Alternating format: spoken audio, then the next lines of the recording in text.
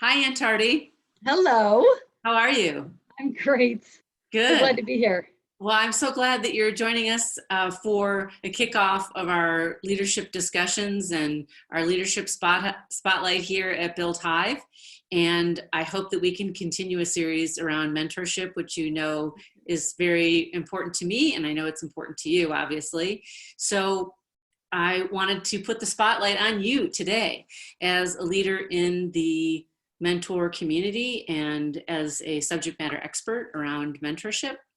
And so I thought we'd talk about a couple of questions today just to start introducing to our community within the Hive, both the hiring leaders and the talent that we support and how they can better understand what mentorship is and what it might mean to them. Great. So I prepared some questions, but we can be as formal or informal as we choose to be. Excellent. My thought was that we would start off with, in a way, defining what mentorship is or what a mentor might look like in your view, and have you speak to us a little bit about that. Okay, fantastic.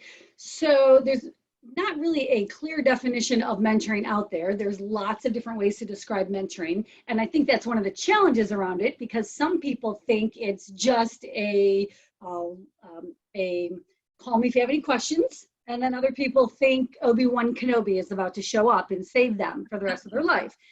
So because the continuum is very broad, we don't have a clear definition. So I've created one that I've been using for years. And it goes like this, that mentoring is a development experience. Okay? It is not much different than training or coaching or other programs that we go through. It's a development experience in which we are exchanging advice, perspectives, and ideas for the purpose of accelerating our success. Wow. That's it. We are just trying to circulate the wisdom that we have on a team or in an organization so that we can all learn from each other's experiences and insights and learnings. And what it does is it prevents us from learning things the hard way, and it allows us to learn new things the hard way instead of like make new mistakes. But we can leverage what other people have already learned, and that allows us to accelerate their success. And Isaac Newton said, I can see further because I'm standing on the shoulders of giants. And that's really what mentors are. They are the giants, and we are standing on their shoulders, and we can see that much further because of what they've already done, learned, experienced, that we can then now go that much further. That's great. I love that you use the word accelerate. I like that word. We use that word. We use it in talking about career acceleration. And you used it saying accelerating success, accelerating an individual's success. And that makes sense to the talent resources that we're talking to. Yeah. So let's talk a little bit about when it's important to seek out a mentor, or for an organization to start considering some type of mentoring initiative to help their teams accelerate individually or as a team. So the ideal place to put a mentoring structure, initiative, don't even be overwhelmed by program, just some sort of mentoring component. The ideal place is whenever there's a transition that your employees, contractors, people will be going through. Okay. When they're new to an organization, that's a transition. When they're new to leadership, that's a transition. When they're new to a department, that's a transition. When they're new to a project, that's a transition. And you don't want your folks to fail in those transitions. Right. And in fact, let me read a statistic. It says structured onboarding can increase retention by 25%. So just have some sort of structure to your onboarding. We can increase retention 25%. But here's a shocking statistic. 46% of new employees leave within the first 18 months of a new job.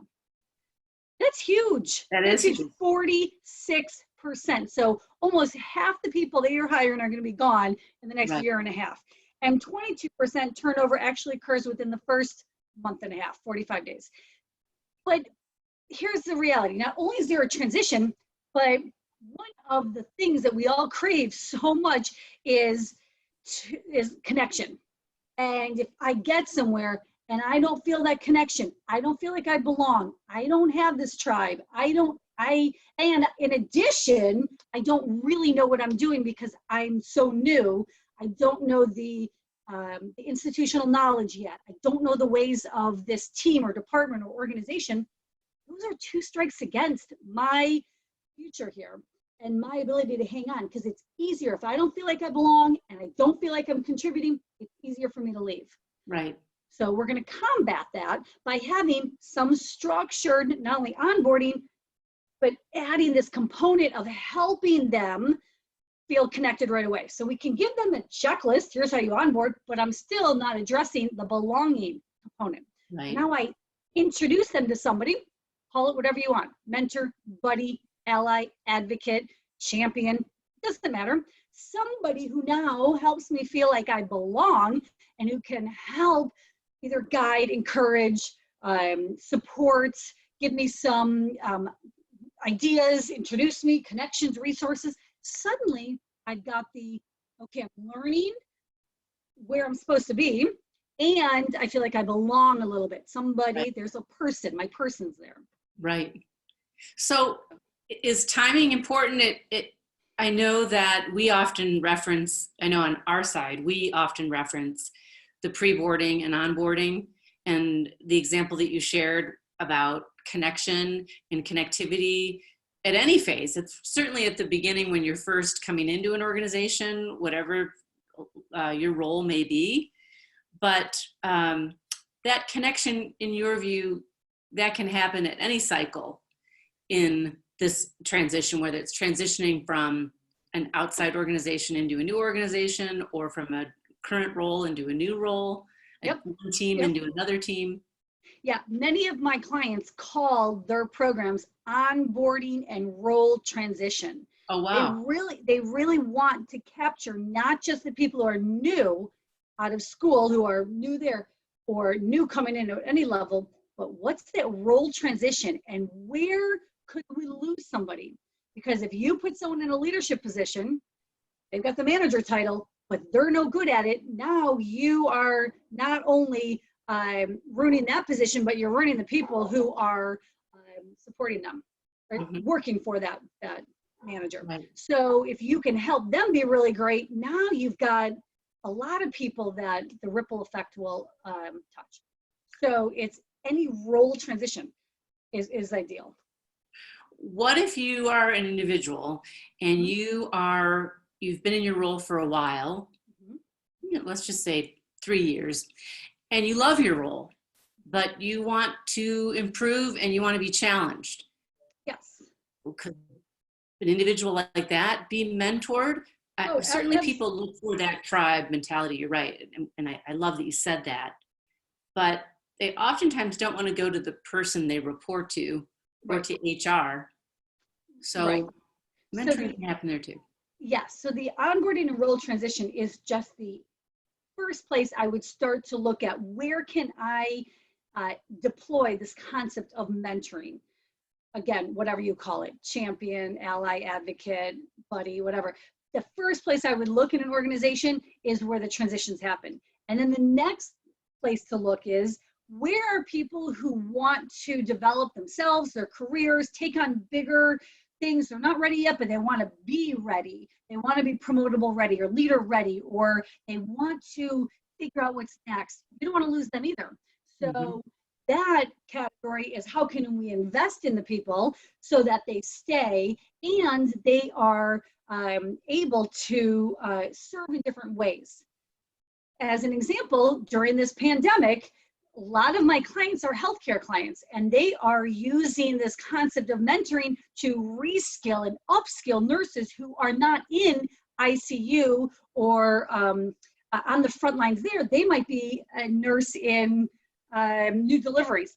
And so now bringing them over, but we have to reskill and upskill them and prepare them to serve in different ways. So all my clients are being deployed in different ways. Wow. Yeah. Fast. And but they're doing it because, and how they're doing it is, yes, they're getting some training, but they're all being matched with someone who can help them get up to speed in ICU, feel that connection. Because if you take a nurse who was in pharmacy and then you put her or him into ICU and you lose them because they are so overwhelmed and so like don't know what they're doing, you've lost the nurse. So if you take them from another department and deploy them where you need them, but not only help them with a little training, but help them with a mentor in that spot, you're going to get more from all of them, because you're going to get the connection, you're going to save that nurse, you're going to get what you need from a talent perspective. So yeah, helping people cross-functionally and move and deploy them in different ways is another category of places you can. Wow. Wow. I mean, that's level 12. Speed, I know, right? Transition. We're calling that crisis mentoring. That's right. That's speed, this very speed transition, but also in a situation that you're dealing with life and death. So yes. So we've got the transition, like role transition, new to the organization. Then you've got the, how do I invest in my people and develop them so they continue to grow their careers within the organization and contribute in different ways. And then the other category is, how can I use this to solve some bigger problems that we might have, sales problems, customer care problems, figuring out solutions to our products. And like, you can now deploy mentoring in different ways to solve organizational issues, like anywhere, people. Not just sales, not just so many ways. So many ways. So anyways, to me, mentoring is and can be so institutionalized and just part of the culture and the core of an organization. And it shouldn't be something that we say, oh, well, when we have time, we'll do mentoring, or, oh, if you want it, go to HR, they can help you. I truly believe that it can be so strategic to an organization that we are like putting it within the thread of the culture. And it's just part of how we are supporting people throughout their journey. From onboarding to upboarding to offboarding, and now shuffleboarding because of everything that's happening. Well, I know that you talk about this topic often, and so it's very helpful to have your expertise around just shedding some light on the different elements of mentoring and when it's impactful. And we talk to many people who are in transition, either, especially now, that they've been furloughed or there's been a reduction in force unexpectedly. Sometimes reduction in force comes before the end of the year in the fourth quarter or sometime in January. Generally doesn't happen in April. So we're getting those people that are going through career transition, bam, right out of the gate. And you and I have talked about preparing people during that phase and then preparing them in a term that I refer to as pre-boarding. I know other people use that term, but I don't hear it very often and I don't see it very often. And so somehow I'd like you to touch on tying that together, that idea of apprenticeship and mentorship. Used to be sort of the standard way of doing business, right? Decades ago, you had apprenticeships, you brought people in, and then we sort of got away from that. And yet mentorship does create a support in transition, in making that connection into a new organization. So what are your thoughts on the impact that that connection can start earlier versus say, okay, day one, here's your onboarding package, here's the bathroom, here's your computer. Well, we should find the statistic that says how many people were hired and never showed up for day one. And that statistic, I think, is even greater in generationally. I think we talk about not having loyalty in certain generations. Well, if I have different opportunities or I don't feel this connection or commitment to an organization and I don't know I don't know that how to be successful yet because I haven't gotten there yet. So I'm having angst about that. Mhm. And then all of a sudden I have this new job and I don't even know if I'm going to go. There are people who just don't even show up to jobs. Sure. So, but if we pre-board them, get them either connected to someone at the organization or someone who has been through that sort of work, and kind of prepared them ahead of time, mentally, emotionally, really just got them what they needed to prepare and be ready, then we could shorten the time it takes for people to onboard. And I bet we could decrease that statistic that talks about how many people don't even show up. I want to know what that number is. You're I right. know. It's out there. Of And course, it's out there. right. And creating that connection earlier so that they feel that this creative visualization that's happened during the engagement and hiring process, that they do have a connection to the work. Yes. And that it's not just what I find with new hires is that in that stickiness that doesn't sustain itself is when they think that they're not prepared. And we help prepare them by saying, no, you are prepared. And here are some tools that you're going to use to help you not only visualize yourself, but really have a plan before you start so that you can go into your new venture with confidence. So I know you believe in preparing and supporting. So the pre-boarding piece is really important. As you know, in our business, we work with individuals that are deployed resources. You'll hear them referred to as freelancers, contractors, gig employees, project-based employers. In the old world thinking, and still in some environments, they refer to it as temporary staffing. And here at BuiltHive, we have a bench of talent that are skilled experts in a certain discipline. And they need to be prepared when they're starting in their project. And so what are your thoughts about including a gig resource, a deployed resource into an organization in that mentorship to help them with that transition so that they're not an outsider? Yes. So here's the thing. We should, when we look at gig, the only thing that separates the gig person from the full-time person is really a tax form. I mean, when we get down to it, it's really a tax form.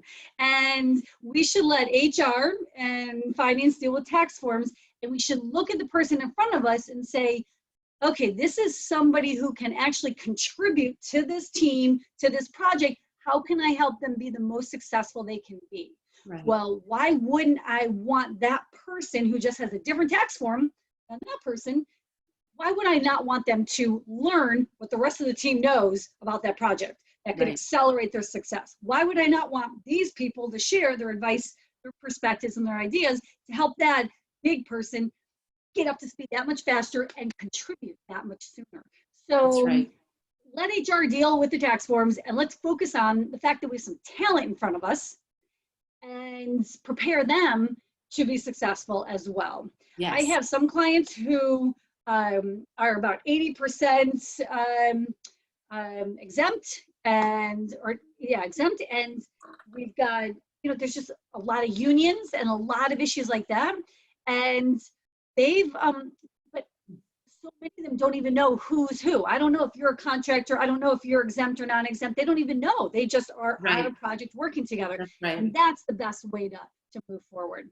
That's right. Yeah. It sounds like there's an inclusion opportunity here. Yeah, and probably. Well, oftentimes the hiring entity, even though it's us, it really is the client, and the client remains the client. Yep. And doesn't want to be viewed as a mentor leader to that person, even though they really are, because that's who they're working with every day. So I really always appreciate your insights on validating that it's a tax form, but they're still a member of the team. And I know, arguably we could say, oh, but if someone's getting mentored, they could be deemed an employee. But if we do it in a way that is super clear that they are not an employee, and this is to help them get just like training or just like any information they might need to do well in that project, then we can clarify that and it won't get collapsed and confused. But we should not let the tail wag the dog, if you will, and really focus on how best can we leverage this deployed resource we have and help them be successful. For sure. Yeah. Well, that's timely and important, because as work is changing, we've all been thrust into, well, maybe not you and I, because we run businesses remotely for a very long time, but many around us, the majority around us, are being thrust into this flexible work environment. And so the on-demand team member is continuing to grow at a much more accelerated pace. So it will be very important. So let's talk a little bit about how an individual and a business operation would get started. How does that happen? When does that begin? And what are some of the basic steps of engagement around understanding how to connect with someone like you and your team, or what would you suggest to get started and learn? So to get started with mentoring, all you have to do is find one person who needs some advice, perspectives, and ideas, and find somebody else who would provide that. So really, truly, you can start right now, today, with making connections, setting expectations, clarify the relationship, and help people go with a goal, because the goal defines mentoring for the participants. To do a program more structured and where more people are involved and it now becomes part of your organization onboarding process, well, okay, then you think about more of who should be a part of it, what sort of mentor should be there, and who should serve as a mentor. And one of my favorite questions is why? What's the incentive for people to serve in this capacity? So yeah, then you think through, and there's a whole strategic planning process to make sure that it's a scalable, sustainable, strategic program. But truly, you don't need to put a program together to get started with this. And I'm going to give you an example of how I leveraged this recently. When I had someone new on my team who I really wanted to be successful. She was new, but she was sort of floundering and coming to me for way too many things that she should have figured out on her own. So I was hiring somebody else, a friend of mine, and I said, on a very short-term basis, and I said to her, I'm going to hire you to help us with this, but I want you to serve in the capacity that allows my new person to mentor you, because I want her to mentor you, because she will learn so much when she mentors you, because it really locks it in when we have to explain things to someone else. So that's exactly what happened.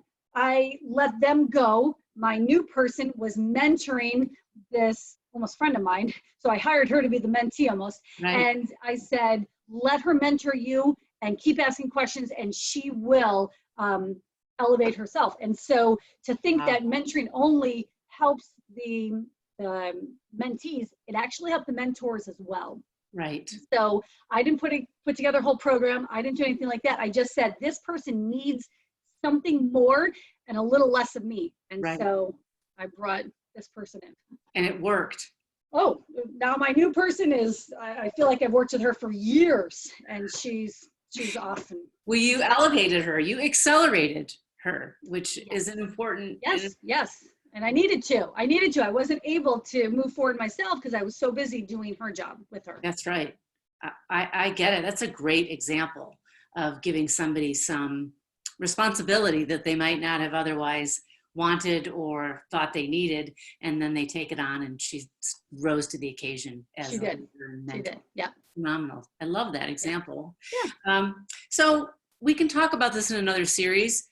It's important, and I know there's a lot to it, but cost and time. So, you just gave many examples of can be really simple, and it can be obviously very complex and broad-based based on some of your programs that you provide, but cost and time, what can we give viewers a sense of that? Okay, good. So first, it costs nothing if you just connect two people. All right, so there's no cost there. But you can also say, well, there is a cost because if I'm paying the deployed resource an hour by the hour, well, then that's an hour of time that I have to pay while they're getting mentored. And my person here works for me is I'm paying that person by the hour, or that isn't some time that I'm paying them. So there is a cost there, but you want to balance that with, if I don't train or mentor them, what's it going to cost me? Right. So don't get so caught up in, oh, I gotta pay this deployed person to be mentored or trained. Don't get caught up in that. And one of my favorite quotes, Henry Ford said, the only thing worse than training your employees is not training them, or training your employees and having them leave is not training them and having them stay. And we could say the same thing about your deployed resources. Wow. What if you don't train them and they keep being your deployed resource, right? And you haven't done anything. Fantastic quote. Yes. Yeah. So, okay. So from a cost perspective, it costs nothing to connect people. If you want more of a program, then you look at, all right, do you want someone like me with total expertise on how to create a very strategic program? Right. Well, then yes, I can help you from a strategic standpoint, create something that is scalable, sustainable for the organization. And then, I mean, gosh, we could take it all the way to, I have technology that helps you organize and administer the whole thing. That's college level. I want you to just start in grade school and just start getting people connected and working together. All right. And time. Let's talk about time for a second. If I wanted to onboard someone, well, I want them to onboard, and I don't want to take a year to onboard them. I want to get them onboarded fast. Well, I also don't want to do once a month and go, okay, I'll do once a month. Well, that's going to drag the onboarding process even longer. Yes. If you're onboarding, I would have somebody either connect with them every day, every week. I would just get it really focused on that intentionally. Right. If I'm working with someone to develop their leadership skills, well, I might have it last over a year and maybe meet once or twice a month, because now I have to go and experience being a leader and come back to my mentor and share what I've learned, and then try new things and come back. So it's more of a process to become that leadership mentality, and that will take longer time. It's not a month and all of a sudden I know it all. Right. So it depends on what you're trying to solve for. The time depends on the solving for and the goal you have. Are you trying to onboard? Are you trying to develop the future leaders of the organization in a succession sort of focus? Okay. Wow. Well, there's a couple of things here that you touched on that are very important. And that is, we can get overwhelmed with all of the options. And one of the things that I hear about, we're talking about time, and you and I have talked about this at length before, is that everybody says they don't have time. I don't have time. I'm too busy. I don't have time. And that sounds great. And yes, we should onboard. I think that's something that HR does. I'll have to talk to them, but I don't have time. And so when we talk about time for an initiative, like you said, put two people together, it doesn't take a lot of time. But talking to our hiring leaders about time and the involvement and the value of whether it's them or whether they assign someone else in the organization or even an outside person. We often straddle that discussion of coaching and mentoring. And so I see people go out and they look for a third-party coach, which is great. We work with some coaches that are excellent coaches. And that gives that person that outside resource, and they're accountable to that. They have to be involved in that. How would mentoring be different if they had a third party, maybe not the person they're reporting to? How would that work in your view? So, okay, great. So we could easily collapse the concept of mentor and coach. Well, let's keep them separate for a moment and say that coaching works even if I've never had your job. I could coach you and ask you questions and help you see some obstacles and still get you to the next place, but I don't have to have your job. But I'm also not going to contribute in a way that says, hey, last year when we worked with this client, this is something to remember on this project. So we're building out their building. We're creating the architecture for their building. Yeah, this client hates doors that face north. The coach will never be able to share that. But the mentor could, because the mentor has had experience in that domain and on that team and in those kind of projects. So it's more of an experience. I've had the experience and I'm gifting you my insights and learning in that experience. So that's a good way to think about the coach. The coach can be completely separate. I've never had experience in architecture. I've never built a building. I have no idea even what y'all do. And it doesn't matter because I'm going to ask you questions to help you think differently about how you're solving and working with people and doing things. And there's awesome benefit to that. But if you want someone to quickly figure out how to work with that client on that project with those tools and that, then that's where the mentor serves an invaluable resource for you, because they can actually take what they've learned and share it. And now we're bringing the mentee, the person along, getting them up to speed that much faster. So that's the big difference. Okay. Wow. Mentoring, coaching. But that all being said, Melissa, people who are coaches could provide some mentoring. Hey, you know what? When I was on a new team once, not in architecture, but when I was on a new team, I really got in early and I talked to people ahead of time. So I'm giving my experience as a coach. As a mentor, I could also coach because I can ask some questions. So I think that mentoring shows up in coaching, and I think coaching shows up in mentoring. Right. Excellent. Excellent. Wow. So much information and so helpful. And we've touched on a lot of things around accelerating success and role transition and connections within the organization and reconnections, pre-boarding, onboarding benefits, retaining employees and the benefits of doing that through a mentorship initiative. So, and the simplicity of getting started, which is really great too. So if people want to find you to connect with you or investigate a mentoring initiative or MentorLead, how would they go about doing that? Where would they find you? So they can go to mentorlead.com. Okay. Mentor and leader. So mentorlead.com or Tardy.com. Both of them say a lot about me. So those would be great places to explore and then connect with you to learn about how. We do webinars every quarter. We do lots of information available. There's lots of stuff to share. That's awesome. Well, I'd like to invite you back to continue our Leader Spotlight series and continue the focus on mentorship, which you are clearly the guru, and we are honored to have you. So thank you very much. Thank you so much for your time. And yes, I'm delighted to be part of BuiltHive. So thank you. I look forward to including you in our spotlight. Excellent. Thanks, Melissa. Thank you.